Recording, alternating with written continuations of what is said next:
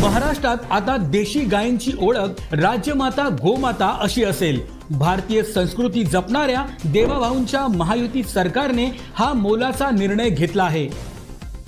या संबंधीचा शासकीय अध्यादेश नुकताच जारी करण्यात आला आहे। महाराष्ट्रात देशी गायींच्या संख्येत वाढ करून त्यांचं संवर्धन करण्याच्या दृष्टीने देशी गायींच्या पालन पोषणासाठी पशुपालकांना प्रेरित करण्यासाठी हा महत्त्वाचा निर्णय घेण्यात आला आहे। राज्यात देशी गायींच्या संवर्धनासाठी प्रति गाय प्रतिदिन 50 रुपये अनुदान देण्यात येईल। गोशाळांना अत्यल्प उत्पन्न असल्याने त्यांच्या मदतीसाठी हा निर्णय घेण्यात आला आहे। त्या देशी गायीचं संवर्धन झालं पाहिजे म्हणून हा दर्जा देण्यात आलेला आहे।